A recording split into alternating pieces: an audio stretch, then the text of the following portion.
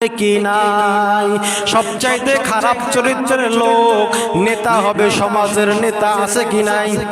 থাকলে কই, না থাকলে চুপ করে থাকেন। আসেনি? আর যদি থাকেন, আমানত আপনাদের কাছে, আওয়াজ দিয়ে বলবেন আছে কি আছে না? আছে আছে। সবচাইতে খারাপ চরিত্রের লোক সমাজের নেতা হয়, সবচাইতে খারাপ চরিত্রের লোক এলাকার নেতা হয়, সবচাইতে খারাপ চরিত্রের লোক। বেশি বললেতে বলবে রাজনীতি কথা কয়, ওরে কোন রাজনীতি কথা না, বাবা রসুলের কথা বলতেছে। যদি থাকে জবাব দিবেন, না থাকলে চুপ থাকবেন, কোনো কিছু করার নাই। ঠিক না বেটি? দেখেন নায়িকারা গায়িকারা কোন নেতা হয়ে গেছে। যারা জীবনে গায়ক ছিল, নায়িকা ছিল, নর্তকী ছিল, এরা এখন সমাজের এমপি হয়ে যাইতেছে। কথা কয় না গা? যারা জীবনে 6-4 মাইরা লক্ষ টাকা পুরস্কার নিছে, এরা এখন সমাজের নেতা হয়ে যাইতেছে। আর ভালো মানুষগুলো আউট হয়ে যাইতেছে। ঠিক না বেটি? রসুলের হাদিস, রসুলের হাদিস ভালো করে মনে রাখবা। খারাপ চরিত্রের লোকদেরকে সমাজের নেতা বানায়, খারাপ চরিত্রের লোকদেরকে সমাজের নেতা বানায়, সমাজের নেতা বানায় খারাপ চরিত্রের লোকদেরকে। এবার 8 নাম্বার শোনেন, কোন লোককে তার অনিষ্টতার ভয়ে সম্মান করা হবে। নেতারে ভয় করে কেন?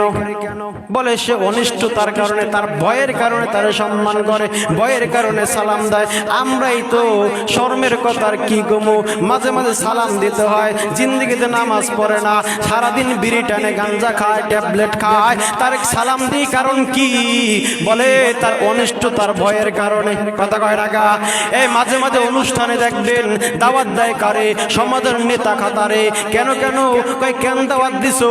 চুপ থাকেন। কয় কেন দাওয়াত দিছো? বলে দাওয়াত দিছি, সে তো নেতা, দাওয়াত না দিলে কি মনে করবে? সম্মানে দাওয়াত দিছে নাকি ভয়তে দাওয়াত দিছে? ভয়তে দাওয়াত দিছে।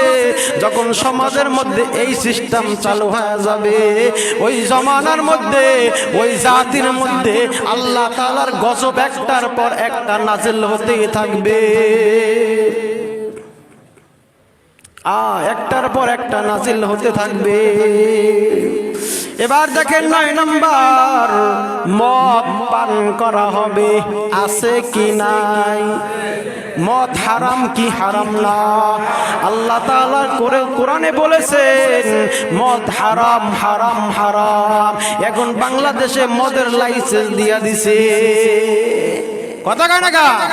আসেনি? আসেনি? শান্তি কেমনে খুঁজবা? শান্তি কোথায় পাবা? শান্তি তো নাই, শান্তি তো নাই। জমানা ঠিকই আছে, মানুষ সব পাল্টে গেছে। আগের মতো শান্তি তো আর এখন পাওয়া যায় না। মানুষ সব পাল্টে গেছে, পাল্টেনি তো জমানা। জমানা ঠিকই আছে, মানুষ সব পাল্টে গেছে।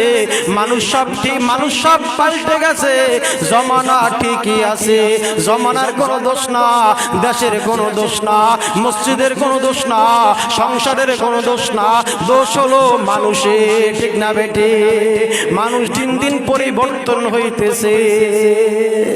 ঠিক না? এই জন্য মদ পান করা যাবে কি যাবে না? হারাম। মদ হারাম, হারাম। যেই সমাজের মধ্যে যেই জাতি মদ পান করে, ওই দেশে ওই জাতির মধ্যে শান্তি কখনো খুঁজে পাওয়া যাবে না। শান্তি খুঁজে পাওয়া যাবে না। 10 নাম্বার, রেশমি বস্তু পরিধান করা। এটা কাপড়ের নাম, রেশমি কাপড়। এটা আল্লাহ তাআলা হারাম করে দিয়েছেন পুরুষদেরকে, এগুলো পরা যাবে না। 11 নাম্বার, নর্তকী গায়িকাদের প্রতিষ্ঠিত করা হবে। নর্তকী গায়িকা আজীবন গান গাইছে, এখন সংসদে গেছে, আছে না নাই? আজীবন গান গাইছে, এখন নেতা হয়ে গেছে। আজীবন নর্তকী করছে, এখন সমাজের নেতা হয়ে গেছে। এই নর্তকীদেরকে যখন সম্মান করা হবে, ওই জাতির মধ্যে বিপদ একটার পর একটা আসতেই থাকবে। কি রাগটাক করেন আপনারা? আমি কি বানাই বানাই কই? নর্তকীকে সম্মান করা হবে। সম্মান করবে কাদেরকে আর সম্মান করে কাদেরকে? সমাজের যারা ভালো মানুষ তাদেরকে ভরসে ওখানে, আর সমাজের যত অসভ্য 2 নাম্বার মানুষ তারা বুক ফিলিয়া রাস্তায় চলে। ঠিক না বেটে?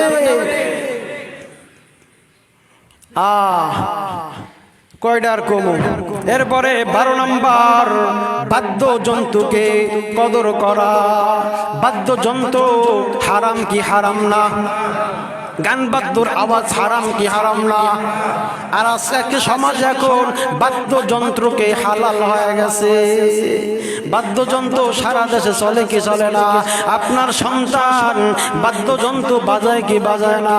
বিবাহের অনুষ্ঠানে গান বাজায় কি বাজায় না? বাজায়।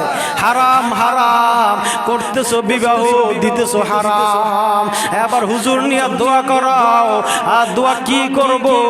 আল্লাহ কয় দোয়া কর, কি করবি? কাজেই তো আসবে না। ওর শুরুর থেকেই হারাম শুরু হয়েছে। মাইয়া দেখতে গেছে যুবকরা, যেটি দেখা দেওয়া জায়েজ নাই, বাবারও তো দেখা দেওয়া জায়েজ আসেনি। যেই মেয়ে দেখতে যাবা ওই ছেলের বাবাও তো মেয়ে দেখতে পারবে না। পারবে? কথা কেন পারবে নি? পারবে না। বাবাই দেখতে গেছে মেয়েরে, বাইরে দেখতে গেছে, আত্মীয় স্বজন বন্ধুদেরকে নিয়ে গেছে, হারাম। গায়ে হলুদের অনুষ্ঠান করছে, হারাম। বিবাহের অনুষ্ঠানে বাদ্যযন্ত্র লাগাইছে, হারাম। এতগুলো হারাম। নর্তকী নায়িকাদেরকে নিয়ে নাচাইছে, হারাম। একসাথে সবাই এক টেবিলে খানা দিছে, পুরুষ মহিলা, হারাম।